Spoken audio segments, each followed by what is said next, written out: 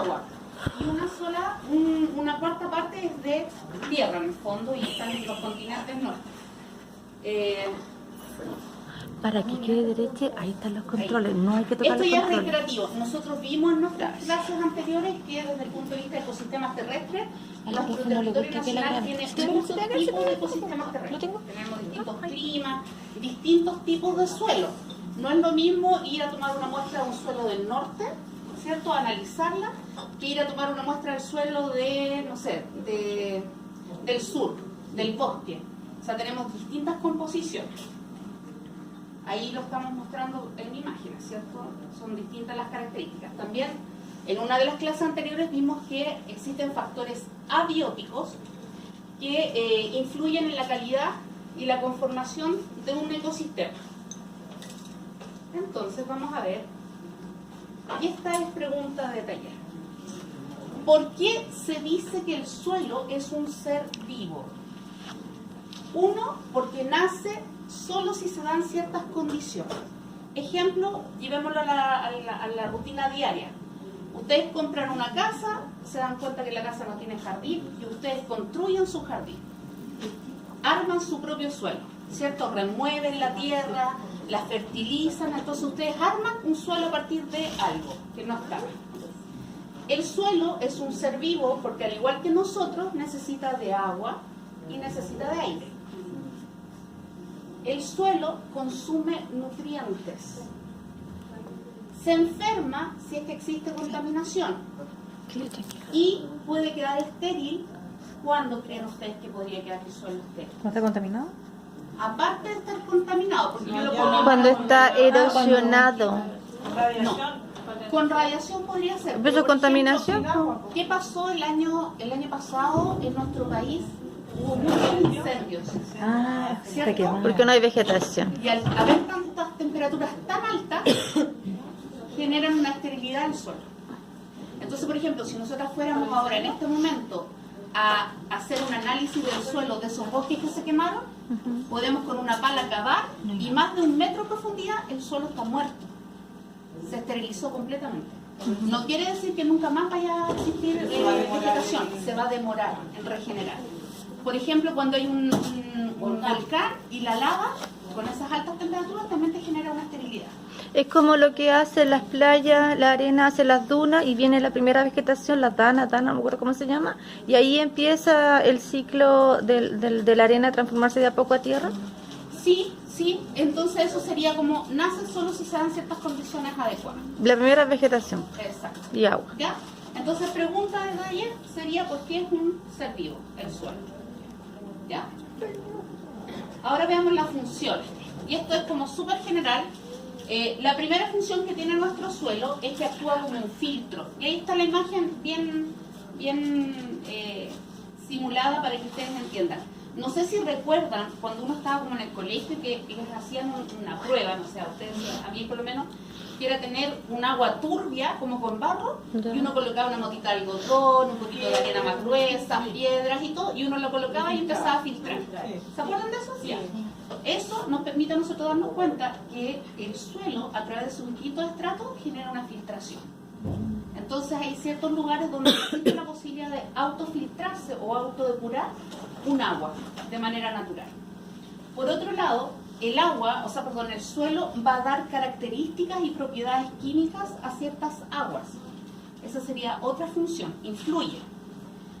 Ejemplo, si yo voy en este momento y nos vamos al norte y tomamos una muestra de agua de un caudal, pero alrededor está el terreno de ese norte, esa agua va a tener mayor cantidad de minerales, va a tener mayor dureza porque el suelo le da esas propiedades al agua.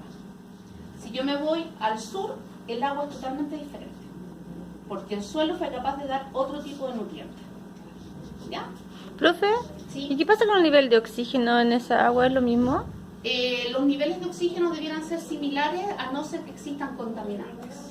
En el norte lo más probable es que el nivel de oxigenación pueda disminuir, porque si tú te das cuenta tenemos mucho más relaves mineros en caudales que hacia el sur. En cambio en el sur tenemos aguas incluso más torrentosas, con más movimiento, que tienen mayor oxigenación y que podrían también aportar más oxígeno al terreno. Por otro lado, lado, el suelo tiene la capacidad de otorgar una transferencia de calor. ¿Qué quiere decir eso? Si nosotros, por ejemplo, quisiéramos en este momento comprarnos un terreno y hacer una casa lo más sustentable posible, lo más natural, y yo no quiero gastar ni ser contaminante, podría, previo a hacer el radiero, la casa, hacer como un serpentín, cavar en el terreno un serpentín y colocar un ducto de cobre, ¿ya? Porque en el suelo hay calor. Entonces eso me podría generar una mantención de una temperatura estable dentro de la casa.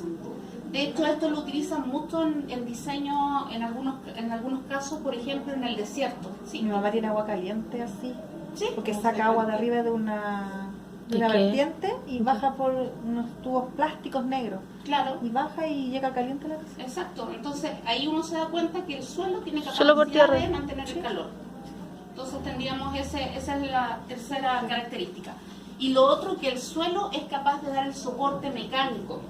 Si nosotros fuéramos ingenieros y nos dedicáramos a edificar edificios, para nosotros sería muy importante determinar qué tipo de suelo es. Y ahí, por ejemplo, tendríamos que buscar un suelo que ojalá fuera súper rocoso para poder edificar. ¿Qué sucedió en Concepción cuando fue el terremoto? Cuando se vino el edificio abajo. Si ustedes hacen memoria, los informes técnicos determinaron que el problema había sido que el edificio había sido edificado sobre un suelo que no era un sustento firme. ¿Se dan cuenta? Entonces el suelo nos permite dar soporte a las estructuras metálicas.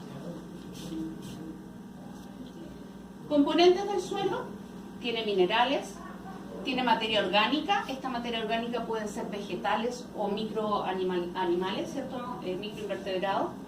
Tiene materia orgánica compleja. ¿Qué quiere decir esto? Puede haber presencia de compost o de humus, que son estructuras mucho más fertilizantes. No sé si alguno de ustedes ha hecho en su casa compost o tiene lombricultura. No, compost sí. Compost. El compost se genera a partir de la degradación de los compuestos orgánicos. Tú no requieres nada, aplicar ni una cosa, solo que se degrade. Le aplicas los restos de cáscaras de plátano, de papas, etcétera. Ellos solo empiezan a ver una descomposición. Sí, tienes que agregarle un poco de hoja, de materia verde. Ya, resto de poda. Hay que tapar Hay que eso porque taparlo. tiene gas también. Hay que taparlo y hay que cada cierto tiempo removerlo. Sí, saca gas. Ese es otro. Esto es compost. El otro es lombricultura. Y en la lombricultura, tú dejas esta comida y agregas esta lombriz, que se llama lombriz californiana, que es una lombriz roja. Y lo que hace esa lombriz, ¿y por qué tiene que ser esa? Porque esa es una de las lombrices que come más, que devora más en menos tiempo. En el fondo, lo que ella digiere y elimina, su desecho orgánico, es el humus, que tú lo vas a recolectar después de 2 o 3 meses, incluso más en algunos casos. Y el humus es súper caro, muy muy caro. Y la lombriz californiana, la roja, mira, las venden por internet, pero si ustedes pueden ir a la DIGA, que es la Dirección de Gestión Ambiental de La Pintana, llaman por teléfono y muy humildemente le preguntan si es factible que ustedes les convíen un poquito de lombrices. Lo más probable es que les digan que sí. Qué buena. Viga, ¿es el ciclo? DIGA, Dirección de Gestión Ambiental de La Pintana. Qué lindo. Ya yo estuve ayer con un grupo de estudiantes allá y tienen, pero montones. Entonces sean súper así buena onda. Y dígale, pucha, que quiero hacer esto. Y lo más probable es que les van a decir que sí. Ya. Dentro de los componentes, esto es como un sándwich. El suelo tiene una molécula de agua y tiene moléculas de oxígeno. ¿Qué pasa cuando yo, por ejemplo, les comentaba a ustedes que el ganado en exceso compacta el suelo? Sí. Genera que este sándwich se aplaste y no existe la permeabilidad. ¿Ya? Se altera. Y obviamente también va a tener microorganismos. Cuando yo tomo una muestra de un suelo y encuentro microorganismos chiquititos, es porque está fértil. Si yo tomo una muestra de suelo y no tengo nada, es porque obviamente las características no son óptimas. ¿Ya? A ver, existen 2 técnicas para hacer un estudio. ¿Por qué es importante que igual ustedes tengan estos conceptos? Por ABC motivo, ustedes el día de mañana podrían estar trabajando en un plantel ganadero, en una lechería, y el dueño de la empresa puede decir, ¿sabes qué? Necesito que me des tu opinión, porque me están vendiendo cierto terreno y quiero ver si nos sirve. Entonces ustedes van a decir, chuta, yo soy veterinario, no tengo por qué saber esto. No, pues también tienen que saberlo. Entonces, ¿qué es lo que se hace? Hay dos técnicas. Esta es la técnica que se llama calicata, en que ustedes toman una pala, cavan mínimo 1 metro y ven más o menos los niveles de horizontes que hay. Si se dan cuenta en el dibujo que está allá, la parte más oscura es el horizonte A. Y este horizonte para nosotros es súper importante porque nos indica qué fertilidad tiene ese terreno. Si ese horizonte fuera súper delgadito, no nos sirve. Pero si es grueso, quiere decir que tiene mucha materia orgánica. Ya. Y por lo tanto, si yo hago una plantación, voy a tener harto forraje. ¿Ya? Lo más oscuro, dice. Lo más oscuro. Vamos a ir viendo ahora a continuación para que les quede más claro. ¿Cuánto es lo ideal? Es que en realidad lo ideal pueden ser 25 o 30 centímetros ya. Aquí tienes, por ejemplo, el horizonte A. ¿Por qué es el más importante? Si ustedes ven la imagen, el horizonte A es donde está inserto las raíces del árbol. Por lo tanto, si este estrato es grueso, significa que tiene mucha materia orgánica, ¿ya? Y tiene muchos fertilizantes, mucho nivel de producción. Luego viene otro horizonte, que es el horizonte B, que es el color naranjo. Y este tiene un poquito de materia orgánica porque por ahí pasan las raíces del árbol.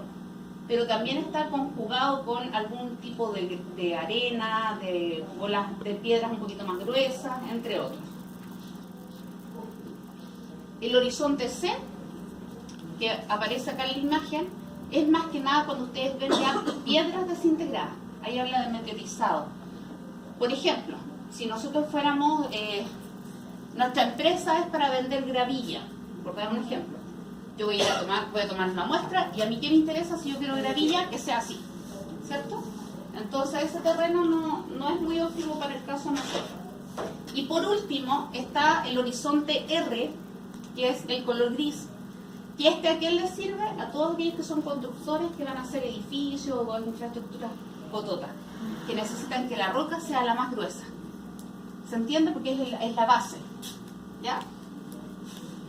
Voy a mostrarles una imagen real. Ah, que si me muevo me mareo. Aquí les coloqué una imagen real. Estas imágenes ustedes las pueden ver cuando van por la autopista del Sol. Ay, qué Se dan cuenta en los cerros, van a ver muchos de ellos estas imágenes. Sí, adelante. Ando puro jugo, Aquí, por ejemplo, vemos que el horizonte A es todo eso.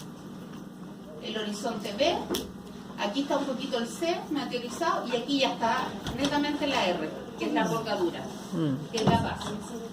Entonces, esta pregunta de taller, ¿cuál sería el horizonte que más nos conviene a nosotros para lo que es un plantel de producción de forraje? El A. Ya, ¿qué factores intervienen en la creación de un suelo? O en la evolución o en la modificación de un suelo. Por un lado, influye el factor clima. Ajá. Por otro lado, el factor tiempo. El hombre también influye, porque podemos influir de manera Factor positiva antrópico. o negativa Ah. en cuanto a lo que es un suelo. Ya, erupciones volcánicas, la materia vegetal influye mucho. Ajá. Si yo tengo harta vegetación, ese suelo va a ser bien rico en materia orgánica, por lo tanto va a ser muy fértil. ¿Ya? El material original, aquí por ejemplo, para explicarles un poco, yo tengo una roca compacta, ¿ya? Pero resulta que a través de 20 años hubo ciertos cambios de precipitación ambiental, lluvia, viento, que hicieron que esta roca empezara a fragmentarse. Y a medida que se va fragmentando, viene el viento y arrastra ciertos granitos de tierra que se van a ir acumulando, ¿cierto?, a través de los años, y eso va a ir generando que de a poco esta roca dura empieza a transformarse en suelo. Por eso a través de la evolución del tiempo. La presencia o no de organismos es súper importante. Si este animalito que está ahí muere en este suelo, él se va a degradar, se va a descomponer y va a aportar carbono al suelo, va a aportar ciertos nutrientes al suelo. Hakuna Matata. Si este arbolito empieza a botar sus hojas, estas también se van a descomponer y van a entregar materia viva a ese suelo. Cuando uno, por ejemplo, compra tierra de hoja, ojalá no la compren más, porque lo que ustedes están comprando es que la gente vende el horizonte A y lo roba al bosque. ¿Se entiende? Entonces le estamos quitando, lo estamos erosionando.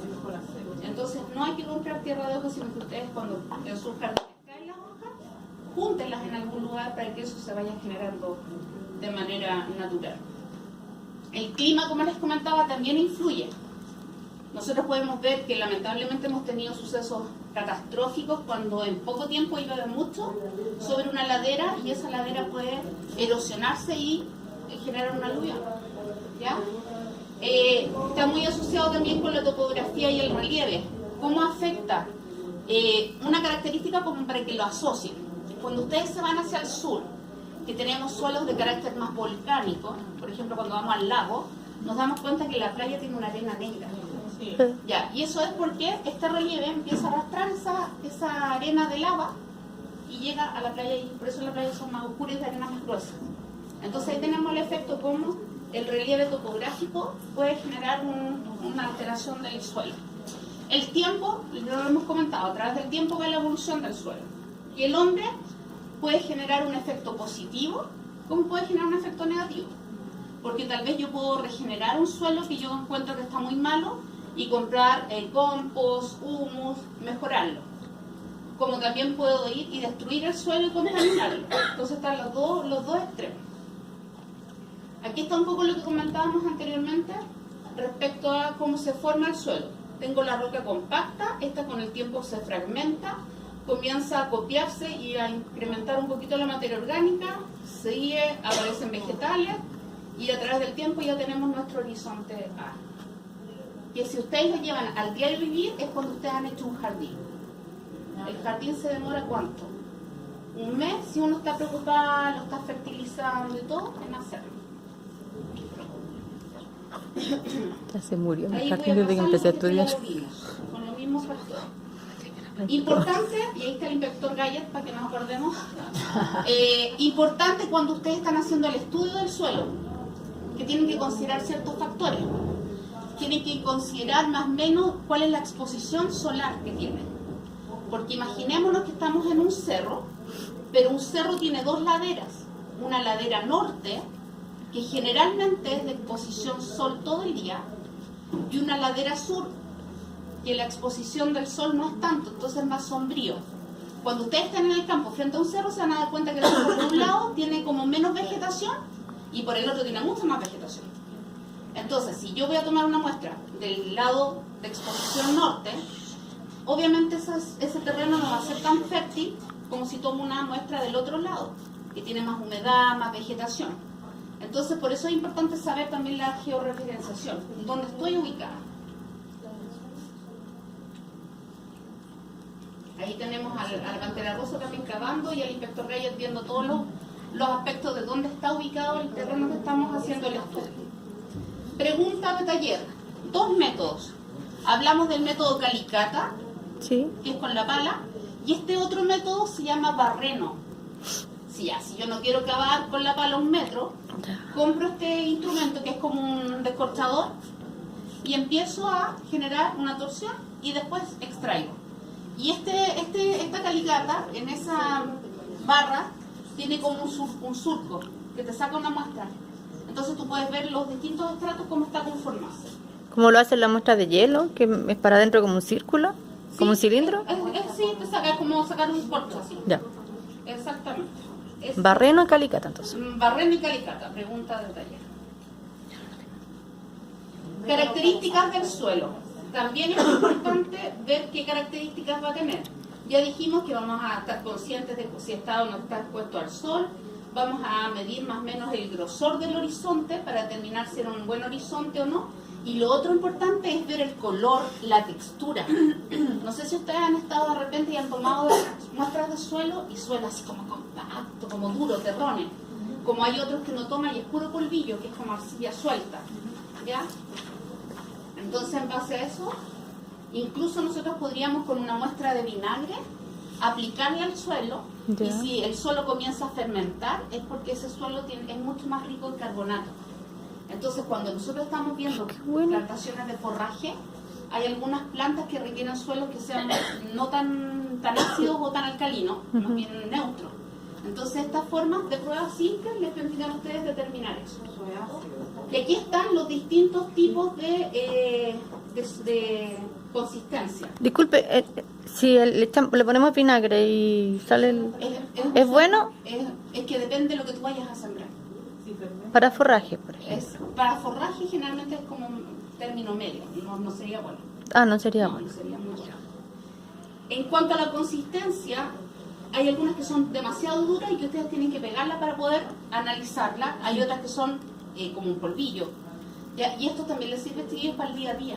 En el caso de que ustedes el día de mañana quieren comprarse un terreno, ver, tener estos patrones. Yo hace 2 semanas atrás fui con mi marido aquí saliendo hacia el norte, de Pichicuy, y están ofreciendo terrenos en Huenquén a 3,5 millones, 500 metros cuadrados. Ya pues fuimos, mi marido fascinado, no, pero está súper barato y que comprémoslo, que está linda la playa. Y yo voy viendo y el terreno es pésimo. Entonces le dije, no, será posibilidad, mínimo lluvia y aquí esto es jabonillo, o sea, no vas a poder ni siquiera llegar a la casa. Entonces también nos sirve para saber y que no le tratan gato por llevar. ¿Ya? Terreno, bueno, en el caso de nuestro territorio nacional está distribuido de distintas formas. Tenemos que el 27% aproximadamente del terreno se utiliza para lo que es el uso de praderas y de algunos matorrales, 5% en terrenos agrícolas, un 6% en humedales, 6% de esto está distribuido en los glaciares. Tenemos un 33% de áreas desnudas que no la estamos utilizando y un 21% aproximado de bosque. Ese es más o menos el panorama de distribución, el cual ha variado, sí. Yo creo que lamentablemente hoy en día tenemos entre un 60 y un 70% de los suelos agrícolas con grados de erosión, ¿ya? Entonces eso también es importante considerarlo. Para poder nosotros también evaluar un predio, entonces vamos a ver las características tanto físicas como químicas de ese terreno, para poder dar una opinión y decir si es fértil o no es fértil, y en base a eso nosotros podríamos hacer un manejo sustentable. Veamos, y esta también sería pregunta taller, ¿cuáles son algunos de los problemas que afectan al suelo?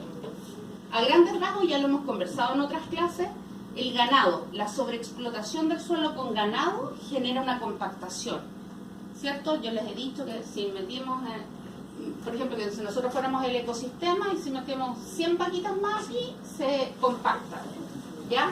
Lo otro, no sé si les es familiar esta imagen, saliendo de Santiago, Sí. como todo igual, eso es monocultivo, es decir que en esos terrenos siempre han cultivado lo mismo, ¿ya? Eso no es bueno, porque si por ejemplo nosotros fuéramos este predio y ustedes cada uno fuera una plantita de tomate, por dar un ejemplo, y todos los años planto tomate, este suelo lo único que está recibiendo de parte de ustedes es algunos tipos de vitaminas o minerales. Distinto es que si yo este año planto tomate y el otro año traigo lenteja y el próximo traigo papa, la variedad de distintas especies, es decir, la rotación de cultivos, fertiliza y ayuda a que ese terreno sea más completo. ¿Se entiende la idea? Sí. Tiene más nutrientes. Wow, y eso. Fácil, no se asusten. Ganado. ¿Qué es lo que hace el ganado? Dijimos compactación, pisoteo. Compacta el suelo, disminuye la permeabilidad, el agua no se absorbe, queda estancada en la superficie, ¿cierto? Incluso el suelo empieza a secarse y esto promueve una erosión, ¿ya? ¿Qué hacen todas estas vaquitas? Ramoneo, o sea, empiezan a comerse todo el pasto que hay, ¿cierto? Ajá. Estamos con el consumo de vegetación al máximo, vamos a tener superficies sin pasto, pero ojo, que aquí aparecen unos que son súper malos. El terreno no tiene agua, no está absorbiendo, está compactado, está duro, pero empiezan a aparecer malezas, que son más resistentes a la escasez de agua. Por lo tanto, esas empiezan a surgir. ¿Y cuáles surgen? Principalmente las tóxicas. Las más malas. Entonces tenemos intoxicación también del ganado. Y eso va a generar una pérdida de biodiversidad, y la erosión más la pérdida de biodiversidad, el suelo seco, la falta de agua, puede predisponer a incendios. No era tan difícil, ¿se fijan?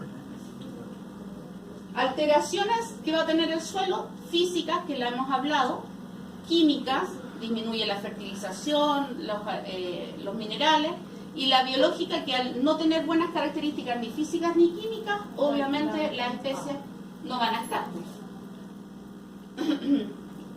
Esa es una imagen típica en el campo, que si yo tuviera esa vaquita en mi parcela no sería tan cuático, porque el terreno podría, ¿cierto?, retroalimentarse y mantener. Pero si yo tengo 1000 vacas en un terreno, se produce todo lo que hablamos recién. Ya, entonces vimos que el suelo es afectado por la ganadería. La deforestación es otro factor que afecta al suelo. Y acá tenemos destrucción de bosque y lamentablemente se está viendo estas imágenes hoy en día, donde talan una ladera completa y por lo general en esta zona hacen casas, edifican. Ya, yo no sé si alguno de ustedes vive en Los Aguirre, Valle Lo Campino, ¿no? ¿No? ¿Para no asustarlo? Cuando ustedes han ido a la playa, ubican lo más, Valle Lo Campino, Los Aguirre, el Valle, no sé qué, ya. Si se ponen a mirar, se van a poner a mirar y están así las quebradas y la ciudad. Las aguas toman los cursos naturales. Por lo tanto, si yo me pongo a mirar, voy a ver que hay ciertos cursos que llegan directo ahí a la gente. Entonces, ojalá no pase algo, pero podría suceder. ¿Ya? En Japón, ya esto lo han analizado a tal extremo que los árboles con sus raíces sustentan. O sea, si hay un terremoto, grado, no sé, 15, ustedes están en algún lugar y se afirman en un árbol, lo más probable es que no les pasa nada. Si ustedes analizan esto, la gente que sobrevivió al terremoto del 2010 en el tsunami, En la isla. ¿a dónde está? En la isla. En los árboles. Aferrado a un árbol, ¿ya? Entonces en Japón, ¿qué es lo que están haciendo estos gallos? Están plantando todas estas laderas para que tengan sustento y no generen aluviones ni desastres naturales. ¿Y nosotros qué estamos haciendo? Lo contrario. ¿Ya? Y lamentablemente estamos explotando especies nativas, ¿ya? Estamos vendiendo y explotando lo que es el alerce, la araucaria, el roble. Y por otro lado, al hacer la deforestación, este pobre chiquillo dice, chuta, ¿y dónde está el bosque? ¿Dónde está mi casa? Se fue. Entonces imaginémonos que este animalito quedó aquí, solito, a lo mejor con una hembra. Él es un macho y una hembra. Y acá quedaron 5 hembras. Este individuo se va a poder reproducir, pero la consanguinidad va a ser demasiado alta en el tiempo, lo cual conlleva que su tasa de natalidad óptima igual va a ser baja. Y las pobres individuos que quedaron solas allá no van a tener macho para reproducirse. Entonces eso genera la fragmentación del hábitat. Y este es un problema que está generando hoy en día la deforestación. Después les voy a mostrar una imagen que ustedes van a quedar así. ¿Cómo se llama? Fragmentación del hábitat. ¿Qué es lo que sería la manera de mejorar esto? Sería colocar un corredor biológico. Aquí por lo menos unas 3 o 4 hileras de árboles que generen un puente. Eso se llama corredores biológicos. Sí, lo hizo. ¿Ya? Ahí tienen la imagen de una zona en nuestro país que está en la 7ª, si no me equivoco. Cómo se ve la deforestación y cómo ha estado la... Y si uno va hacia el sur, van a darse cuenta que hay pura plantación de pino. Pino insignia es lo que más hay. Y los eucaliptos. Y ambos son exóticos y ambos destruyen. Porque si ustedes entran a un bosque de pino, imagínense, voy entrando a un bosque de pino que lo que es nada, no hay nada. Está el pino, los piñones y nada. Porque el pino y el eucalipto son árboles súper egoístas, por así decirlo. Ellos absorben todo el agua y nos dan sustento a tener más especies. ¿Ya? Otro problema que afecta al suelo es la erosión. ¿Ya? Esta erosión, como les decía, el 60 al 70% de los suelos agrícolas hoy en día sufren de erosión, ya sea por falta, por ejemplo, por el agua, o erosión producto del viento. O cuando yo tengo lluvia muy fuerte también se erosiona. Un ejemplo práctico que ustedes pueden hacer es colocar el agua con la manguera corriendo en la base de un árbol y se van a dar cuenta cómo se carcome y se empieza a exponer la raíz. Eso es una erosión hídrica por agua. ¿Ya? Que ahí en el fondo está como explicado cómo se erosiona. La erosión por viento queda de esta manera más o menos la exposición. Y cuando yo tengo erosiones o mucha lluvia o corto o hago deforestaciones, por ejemplo en este caso esta imagen es un árbol que hubo una deforestación en esta ladera. Entonces, al deforestar, estoy disminuyendo la mecánica de sujeción al suelo de ese árbol. En algún momento este se puede deslizar, pero poco, no mucho. Y uno va a observar de repente laderas como con cerros medio partidos, como que se deslizó un poquitito. Esa erosión se llama erosión laminar o de manto. Hay otro tipo de erosiones que son generadas de repente por el paso de torrentes de agua y que uno va a ver este tipo como de grietas en el suelo. Hay otro tipo de erosión que es la gravitatoria, que es más o menos una que va de manera paulatina, pero en algún momento llega y cae todo. En el caso de los aluviones, por lo general, han sido erosiones de tipo gravitatorias, pero súper agudas, debido a la sumatoria de ramas, tierra, suelo, que bajan, ¿cierto? Es como los farellones que de repente se cae un pedazo. Exactamente. Y por otro lado tenemos la desertificación, que en el fondo la escasez del recurso hídrico, que estas son imágenes que, ojo, aquí en Chile, Laguna Culeo, no sé si alguno ha ido, o sea, la estamos viendo. Y ha existido una erosión y una escasez hídrica altísima. ¿Ya? Entonces ahí tenemos, y al ver este fenómeno generamos más salinización, más dureza del suelo, menos fertilidad, más erosión eólica. Entonces empieza, obviamente, incluso la función del suelo, que es regular la temperatura, se altera, porque no está bien, pues, no está sano, por así decirlo. ¿Ya? Por otro lado, si lo asociamos al impacto social que lleva esto, es una simple pregunta y de análisis común. Nosotros nos vamos, imaginémonos que nos fuimos al norte.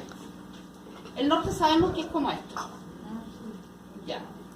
Generalmente, lamentablemente, hay mucha pobreza en el norte, porque la gente no tiene cómo producir sus propios nutrientes y todo. Y para más remate la pobreza, un kilo de tomate cuesta 3 veces más que lo que cuesta acá. Entonces también tenemos desigualdad, ¿se entiende? En cambio, si nos vamos al sur, la gente del sur, por último, tiene como empezar a mover la tierra y a generar su propia alimentación. Entonces se dan cuenta que es complejo el tema, o sea, aparte de ser un tema ecológico, por así decirlo, está muy ligado a la parte social. ¿Ya?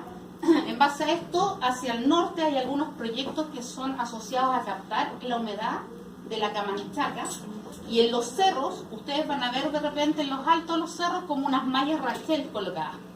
Estas mallas Rachel lo que tienen como objetivo es capturar esta humedad que viene desde la costa y empezar a hacer microgotitas, y microgotitas y microgotitas se acumulan y permite, ¿cierto?, generar un poquito de recurso hídrico. Esa es una técnica que también la pueden usar ustedes en algún lugar. ¿Ya? Por otro lado, tenemos que nuestros suelos están siendo contaminados con los plaguicidas, los fungicidas y algunos otros agroquímicos. Si bien es cierto, los agroquímicos, los plaguicidas, todos aparecen más o menos en la década de los 90 para mejorar la producción, hacer productos más duraderos, entre otros, hoy en día nos damos cuenta de que son altamente tóxicos y de acumulación residual. ¿Ya? De hecho, en la década de los 70, ya una vanguardista, Rachel Carson, escribe un libro, que no sé si han escuchado del libro La Primavera Silenciosa. ¿Ya? Este libro lo que quiere decir es que ella trató de decirle al mundo que cuando llegó una empresa a ver todo lo que es el DDT, los plaguicidas, las primaveras ya no eran igual como habían sido antes. Estas primaveras ahora eran silenciosas porque todas las aves y todas las especies habían muerto, porque esta empresa estaba eliminando sus contaminantes al estero. ¿Ya? Más o menos, y ella fue una de las primeras personas que visionaria, ¿no? Y que apeló a que, ojo, pongan cuidado con estos productos. ¿Ya? Entonces, en base a eso, nos damos cuenta que si ustedes son jefes de un plantel ganadero, lo más probable es que en algún momento van a tener que hacer estos procedimientos, y van a tener un rol legal súper importante, porque podrían, incluso si algún temporero sufre un cuadro de intoxicación o algo, ustedes son los representantes legales junto al dueño del predio. ¿Ya? Entonces, por otro lado tenemos las actividades mineras que generan altos niveles de contaminación con los relaves, ya lo hemos visto en otras clases, que generan un impacto en la ciudadanía. Los vertederos ilegales también contaminan las napas. También lo hemos visto en otras clases que estos generan putrefacción, algunos líquidos percolados que traspasan las napas y las contaminan. Esto vamos a pasarlo. Aquí, esto me interesa que ustedes sepan. Pregunta de taller. El decreto número 158 está asociado a lo que es la aplicación o vela por el control de la aplicación de plaguicidas. ¿Ya? ¿Qué dice este decreto? A grandes rasgos especifica que se deben de tomar todas las medidas de bioseguridad al momento de hacer estas aplicaciones. Es decir, yo como dueño del lugar o yo como jefa encargada de toda esta producción, debo colocar al menos 50 metros desde la zona de aplicación una bandera de color rojo que indique qué día apliqué el producto y qué producto apliqué. A la gente con la que yo trabajé aplicando el producto, debo otorgarle todo lo que es las medidas de bioseguridad, como lo ven ustedes ahí. No me sirve una mascarilla de las que usamos nosotros en cirugía. Tiene que ser esa mascarilla con doble filtro. Debe ser un traje de desecho, cosa que el operario, una vez que aplicó el producto, se lo saca, lo bota en un lugar específico, se ducha, ¿cierto? Y se puede ir a su casa. ¿Y por qué les digo esto? Porque hay mucha gente que no hace estos protocolos. Y el operario llega a su casa y llega con ese residuo. Y en su casa están su hijo, su señora, y obviamente va a generar alteraciones. Estos productos son tan contaminantes, chiquillos, que, por ejemplo, yo puedo estar en este lugar aplicando el producto, pero el viento lleva por el viento, ¿cierto? Los microaspersores puede llevar el contaminante. Entonces, si yo estoy aplicando el producto aquí y tengo a un vecino, ¿cierto?, a menos de 2 hectáreas, lo más probable es que pueda tener un grado de intoxicación. Lo hemos visto con algunos casos de niños que están en algunas escuelas y que no están en la escuela aplicando algo, pero se sienten con náuseas, con vómitos y empiezan a llegar a la urgencia. Y es porque en alguna empresa cercana estaban aplicando algún producto. ¿Ya? Por otro lado, este producto puede contaminar el suelo y el agua, ¿cierto? Y también puede quedar como residuo en el animal que nosotros nos comemos, en la carne, en los alimentos. ¿Qué generan los plaguicidas en uno? Pueden generar afecciones cutáneas, irritación, quemaduras, depende del grado de exposición. A nivel digestivo, náuseas, vómitos, diarrea. A nivel respiratorio, el inhalar estas micropartículas también te va a generar una irritación de las mucosas, de la vía respiratoria. Y eso podría afectarnos a tal extremo que podríamos tener un edema pulmonar. Al no tener buena saturación de oxígeno, ¿qué hace el corazón? Empieza a bombardear más rápido como para compensar y podríamos tener también arritmias cardíacas asociadas a este grave edema pulmonar. Y si el extremo tóxico es muy alto, pérdida de conciencia, delirio o estar en coma. Entonces igual es complejo. Si ustedes recuerdan, generalmente en el verano hacia el sur hay más noticias locales, hay muchas radios que hablan de intoxicación, de las temporeras, del predio, tanto. Entonces no es algo que es lejano, o sea, es más común de lo que uno piensa. Y lamentablemente los que sufren, y nos vamos de nuevo a las temporeras. ¿Por qué? Porque ellas muchas veces no tienen con quién dejar a sus hijos y tienen que ir con el niño a trabajar al campo. Entonces ellos son los más sensibles. Y por otro lado, como este es un producto químico que es residual, queda en el cuerpo, también genera un alto porcentaje de fallas congénitas. Entonces igual es importante que uno lo analice para salir un poco de la parte lamentable. Es importante que supieran entonces que existe este decreto y que ustedes tienen que velar por esa responsabilidad ética de que todo se haga de manera correcta. 151. Pregunta de taller. ¿Qué medidas sustentables puedo yo generar? Es decir, ¿cómo yo puedo mejorar esto? Puedo mejorar reforestando, no deforestando. Ojo que de repente uno hace esos juegos en las pruebas o qué sé yo. Restaurar la tierra, es decir, yo puedo generar materia orgánica, hacer compost, hacer humus y fertilizar mi terreno. O yo puedo ir a una empresa de porcinos donde tienen un biodigestor y ellos tienen líquido fértil, puro, que me lo pueden dar y yo fertilizo mi terreno. Ya no vamos a hacer monocultivo, vamos a hacer rotación de cultivo. Esa es una medida estratégica. Aplicar no fertilizantes ni pesticidas, sino que hacer un uso de antifúngicos o antiplagas de tipo orgánico, ¿ya? No sé si ustedes han visto que hay ciertas composiciones que se hacen a partir del ajo, de la ortiga, se hacen infusiones y uno aplica eso como herbicida, ¿ya? Eso es mucho más natural. Cero y olvidarse de los exóticos en cuanto a lo que es el pino y el eucaliptus, ¿ya? Por nada, tratar de implementar lo que son especies nativas y respetar los ciclos naturales. ¿Qué quiere decir eso? Yo tampoco puedo estar todos los años haciendo que este terreno tenga papas, tomates, lechuga. No, debo dar un descanso. Y aquellos agricultores que son inteligentes dan descanso a sus tierras. Es lo mismo que si yo tuviera una perrita de raza, no puedo todos los años estar haciéndole parir. Tengo que dar un descanso fisiológico. ¿Descanso de cuánto? 2 años, 1 año y medio.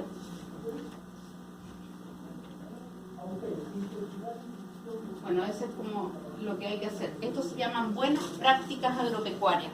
Cuando yo genero estas buenas prácticas, educo a mi gente, las capacito y genero también todo lo que es mucho menos contaminante y más orgánico. El uso del agua de manera tecnificada, automatizada o a través de sistemas de presión. El que yo deje regar un terreno extendido, es decir, abre el canal y que se riegue, es súper poco eficiente. Es mucho mejor hacerlo de esta manera y estás haciendo un uso óptimo del recurso ¿Cómo se hídrico. llama ese que es con aspersores? Aspersores o precisión se llama. Incluso en sus propias casas ustedes, si se dan cuenta, esto se viene ahora de hacerle una cama al árbol. Entonces yo como que aplico harta materia orgánica alrededor y estoy generando como varios nutrientes. O la otra estrategia que se está empezando a usar, yo hice un curso en la Católica el año pasado, es colocar distintas plantitas alrededor. Y esas plantitas van a entregar distintos aportes nutrientes. El trébol, el lupino. Incluso desde el punto de vista estético, Sí. tú tienes tu árbol y tienes como un micro jardín alrededor. El trébol sirve, el lupino. Sí, porque son aportan Nitrógeno. sí, nitrógeno principalmente. Ahí está la famosa lombricultura, ¿cierto? Ahí esa imagen, ahí tienen policultivo. Ahí vemos distintas cosas. Es como una chacra, por así decirlo. De todo. Ese suelo está bueno. Los incas, hace años atrás, Terraza. ya hacían estos sistemas de terraza, donde tenían en una ladera distintos tipos de productos. Y eso lo estamos empezando a ver también acá en algunos sectores. ¿Se han dado cuenta que uno, yendo hacia el Garrobo, hacia la playa, ve como unos cerros plateados? ¿Se empiezan a mirar? Este es un sistema de producción en el cual este nylon, por así decirlo, tan pegado al suelo, está generando como un efecto invernadero. Entonces genera una transpiración y esa agüita que se genera, esas microgotitas, están regando el sustrato ahí. Ahí hay sistemas de barreras naturales. Esto va asociado a una pregunta de la prueba de mañana, que también ya lo vimos nosotros, vimos el video. ¿Se acuerdan? Yo dije vamos a ver un video la semana pasada que era de la lechería, porque esa es pregunta que va mañana. Entonces, las lecherías hoy en día son más sustentables. ¿Qué quiere decir esto? Han implementado distintas líneas que ayudan a que el impacto de las vacas no sea tan alto y han aplicado paneles solares, han aplicado sistemas de biodigestores. Y lo otro importante, que las lecherías, y esta es la pregunta de prueba, se comprometen a proteger el ambiente. Recuerden eso, eran 5 líneas. La lechería se compromete a bajar en carbono. ¿Qué quiere decir eso? A ser eficiente energéticamente. Es decir, todos sus procesos que requieren energía son automatizados, tienen paneles solares, entre otros. Por otro lado, está el factor de que la lechería cuida el bienestar animal, promueve un buen bienestar animal. Las que son sustentables, no todas lamentablemente son de esa índole. Vela por los servicios ambientales, es decir, yo un humedal lo voy a proteger, voy a proteger la vida silvestre que está ahí, me comprometo con el ambiente, con los cuerpos de agua, con hacer una gestión de los purines, con el manejo de todas las aguas eficiente, no derrocharla, entre otros. Les subí yo incluso un documento, un libro, no sé si lo vieron, que sale esto mismo. Ese, de Nestlé. Y este es el bienestar animal. Y esa era la clase del suelo. Ah, qué lindo. ¿Por qué?